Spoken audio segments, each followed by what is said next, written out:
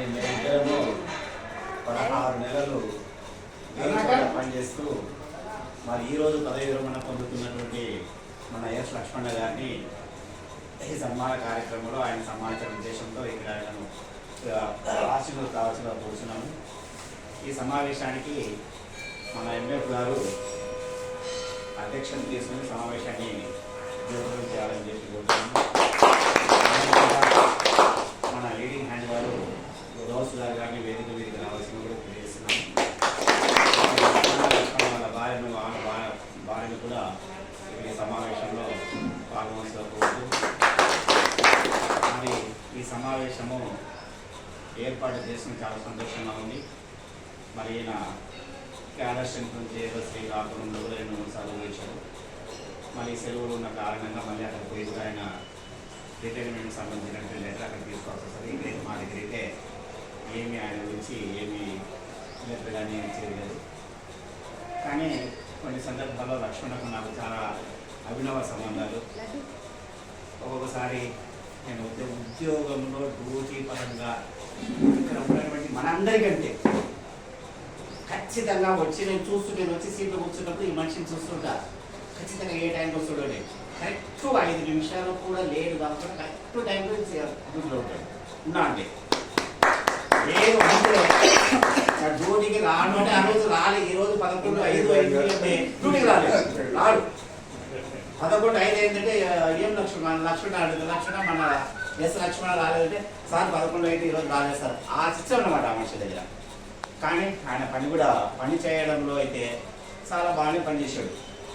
అంటే ముఖ్యంగా ఆ పని విధానంలో టైర్ సెక్షన్లో ఎంత బాగా పనిచేశాడంటే చేసినాడు. కొన్ని ఒడుగుదిగులో మా ఎంఎఫ్ గారు ఈయనను కొద్దిగా ఇబ్బంది కలిగించవచ్చు, కానీ వ్యక్తిగతంగా మాత్రమే కాదు.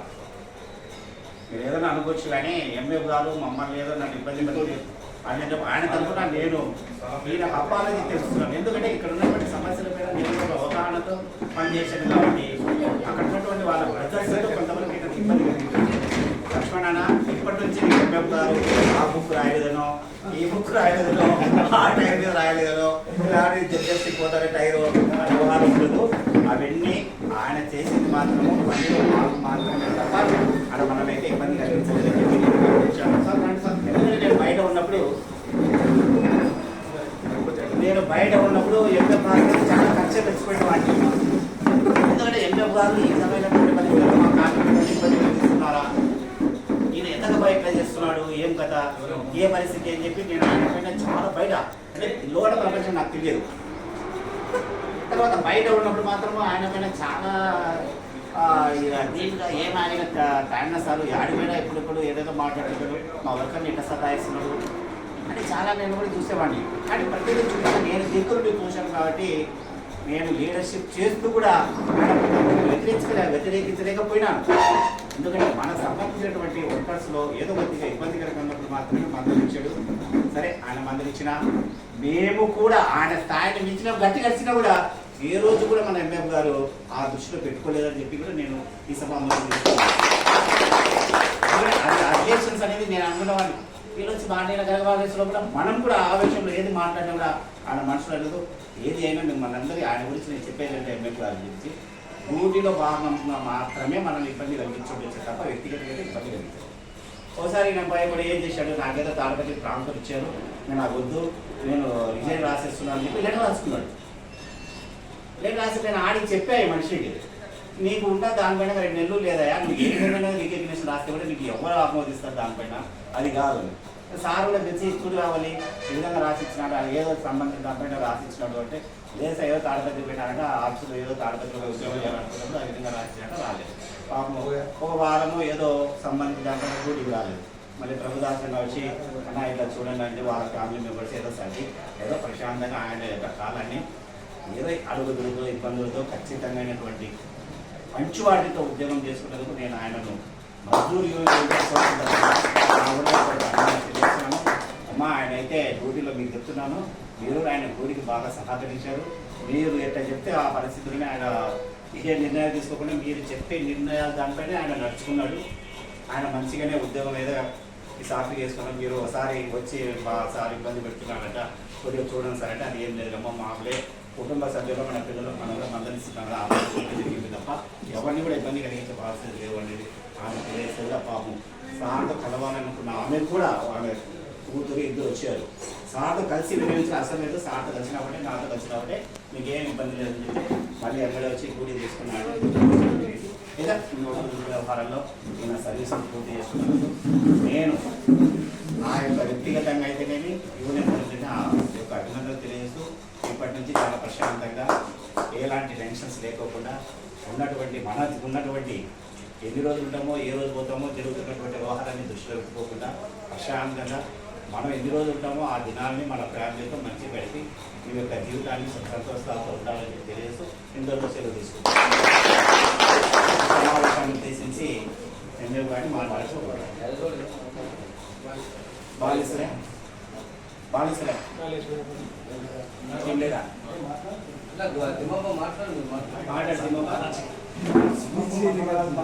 మాట్లాడుకుని అలవాటు చేసుకోవాలి అంతే. అలవాటు చేసుకుంటే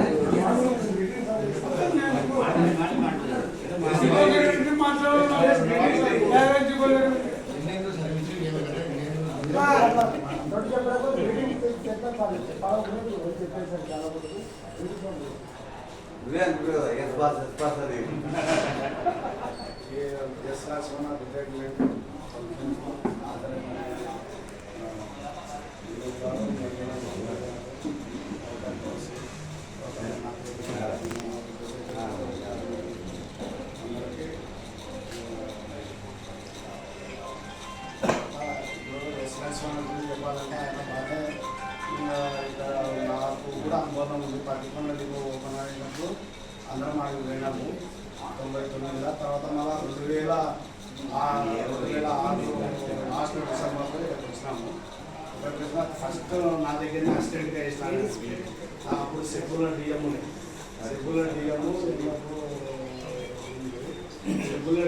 మాకు ఉదయం పూటనే 6 గంటలకు వచ్చి 2 గంటలకు పోవాలా.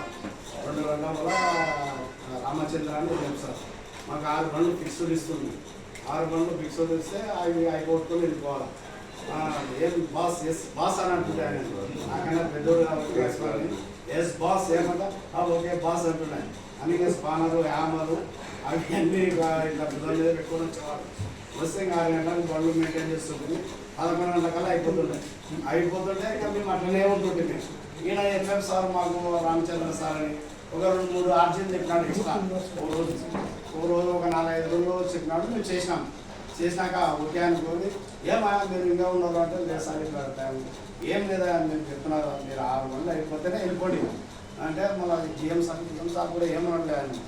అట్లా నేను ఆయన అనుభవంగా సుమారుగా 2 ఏళ్ళు దగ్గర నా దగ్గర అసిస్టెంట్గా ఇచ్చినాడు.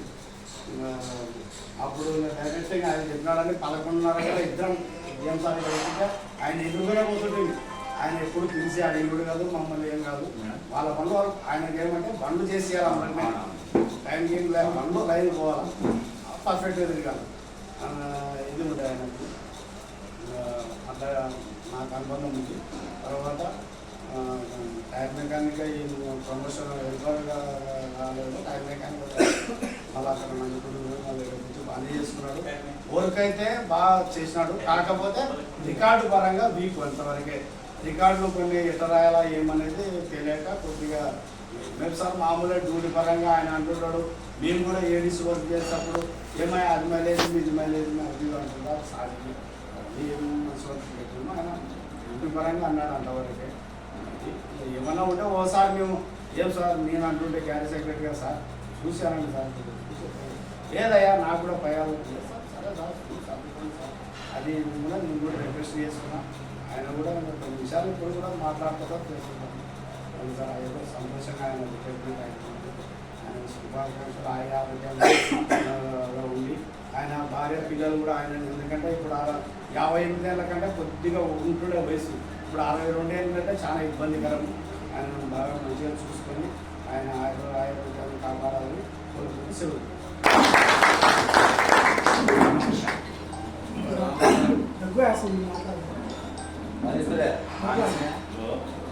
మాట మాట్లాడరా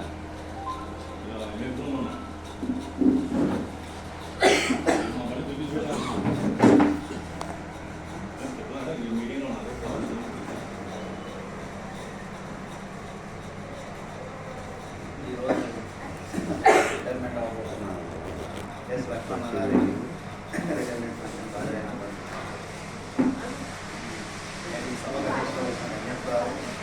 అలాగే లక్ష్మణతో నిన్న వరకు డ్యూటీ చేస్తున్నటువంటి హరిసార్ గారికి అలాగే గౌసార్ గారికి ఇక్కడికి వచ్చిన వివిధ యూనియన్ల నాయకులకు మా గ్యారేజ్ సోదరులకు మిగతా సూపర్వైజర్లకు అందరికీ నా ఉదయపూర్వక ధన్యవాదాలు. అయితే లక్ష్మణ మా డిపోలో లేకపోయినా కూడా మన అందరితో పాటు ఈరోజు ఫంక్షన్ చేసుకోవడానికి మనం ఆయనతో ఫంక్షన్ చేసుకోవడం అందరికీ కూడా కొంత ఆనందదాయకము.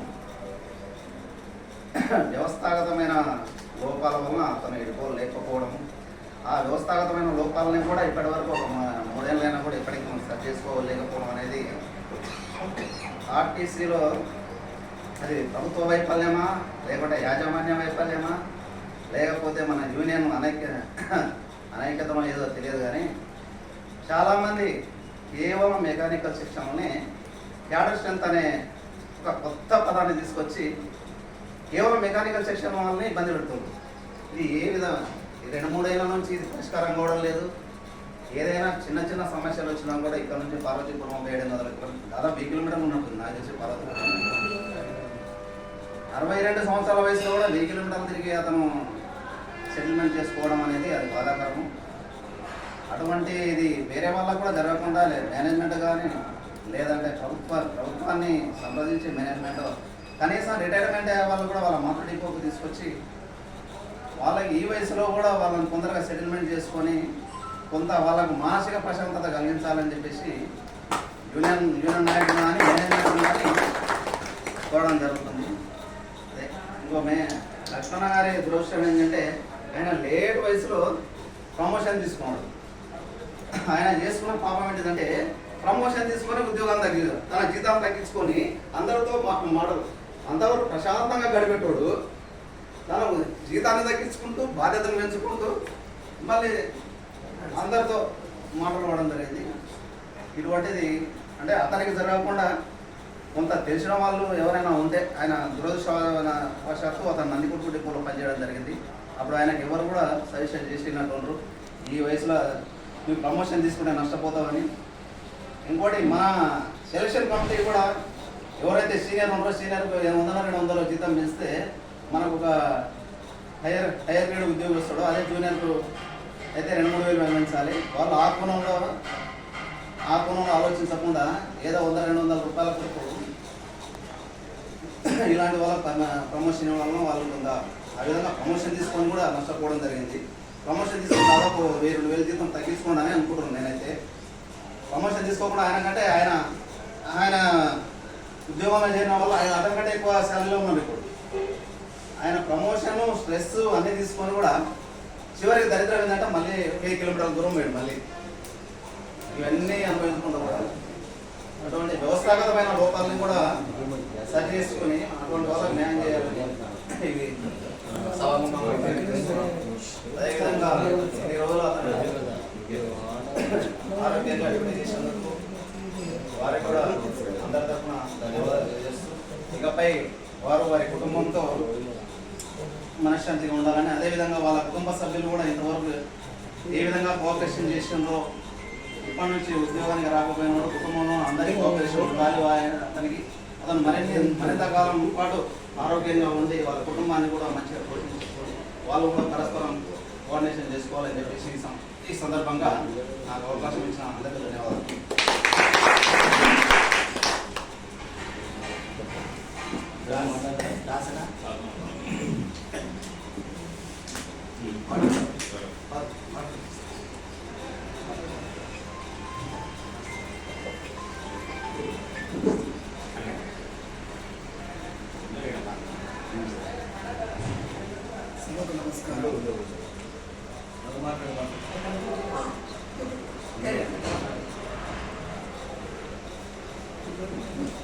నమస్కారం. ఈ కార్యక్రమానికి అందరికీ బావగారి లక్ష్మణ గారి సందర్భంగా ఈ కార్యక్రమాన్ని ఏర్పాటు చేయడం జరిగింది. ఎంతో సంతోషకరమైనటువంటి సమయం ఆయన వ్యక్తిగత జీవితంలో ఎవరో చెప్పినారు కదా వాళ్ళు చాలా స్పష్టంగా చెప్పినారు అన్ని విషయాలు మనం రిపీట్ చేసుకోవాల్సిన అవసరం అయితే లేదు కానీ ఆయన చేసే జీవితం ఆరోగ్యాలతో వర్దిల్లాలని కుటుంబ నిర్వహణ పరంగా ఆలోచన చేసినట్లయితే మనకి ఇద్దరు కుమారులు కుమార్తె ముగ్గురు కూడా ఎడ్యుకేషన్ పరంగా మంచి ఉన్నత స్థాయిలో ఉన్నారు కానీ ముగ్గురు ఉద్యోగాలు లేవు మరి ఆ విషయం కూడా కొంచెం బాధపడుతున్న విషయం గృహ నిర్మాణం పరంగా అయితే ఇల్లు కట్టుకోగలిగినారు ఆయన కరోనా ఈ రిటైర్మెంట్ బెనిఫిట్స్ వస్తే మిగతా పనులన్నీ సవ్యంగా పూర్తి చేసుకోవాలని మేము ఆశిస్తున్నాము. అనేది ప్రతి మనిషి జీవితంలో సర్వసాధారణం. ప్రభుత్వ నియమ నిబంధనల మేరకు ఈరోజు ఆయన కానీ మనిషి చేసిన జీవితకాలంలో కూడా నియమ నిబంధనలకు లోనై మనం పరిపాలన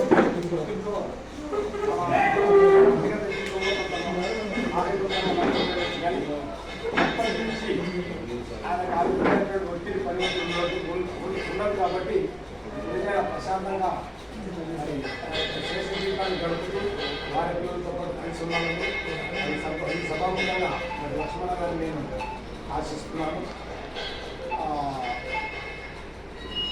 ఈ అందరిలో కూడా తెలుగు పాలు కూడా చేసుకునేటువంటి ఇంతమంది వ్యక్తులు తెలుసుకున్నట్టుకున్నా ఇప్పుడు యువతతో కూడా ఈ సమస్య చెప్పుకోవడానికి ఇష్టపడు ఎన్ని పక్కనే ఉన్నాడు నేను బావగారి దగ్గరగా ఉంటా ఆయన 11 గంటల రాత్రి మా చెల్లెలు వచ్చి అన్న ఏమన్నా అనేది డిపార్ట్మెంట్ దగ్గర ఉంది అంటే 20 ఫామ్ అప్లై చేశామా అంటే ఏమన్నా తెలియదు. అప్పటికప్పుడు ఆ రాత్రి 20 ఫామ్ తీసుకొని ఫిలప్ చేస్తే మాది డిమాండ్ నోటీస్ రాలేదు కానీ అదే డిమాండ్ నోటీస్ వచ్చేసాము. అన్ని రకాల అనుకోకుండా మరి దేవుడు చూడకుండా అనే కార్యక్రమాలు జరిపిస్తూ ఉంటాడు. అది చాలా సంతోషించినటువంటి విషయం.